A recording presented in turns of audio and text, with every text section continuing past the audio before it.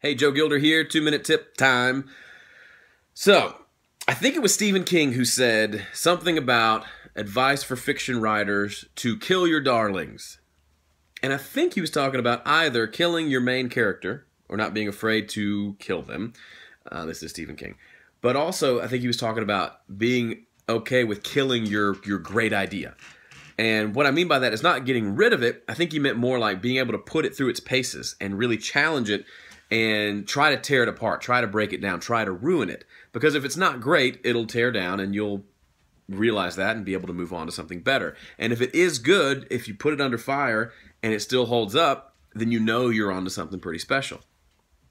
Same thing happened to me in the studio recently. There was a song I had written, and then I had rewritten, which if you've seen the videos for the song What I Know Now, rewritten into this kind of blues rock, almost AC/DC feeling song. And I didn't want it to sound like AC/DC, but I wanted it to have that kind of energy.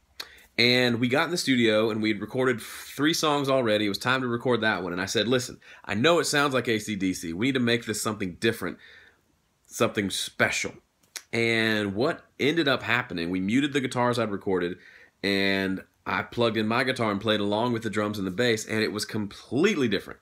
Completely different. And I think, I mean, it's still early, this was just yesterday, I think it's going to turn out okay, but I can't tell. But I do know that at least I was willing to kill my darling. I was willing to say, this is how I recorded it, and a part of me really just wants to record it this way, but I know that it won't fit with the record. It's not a style that I want to do. I want to do something more unique and maybe more modern.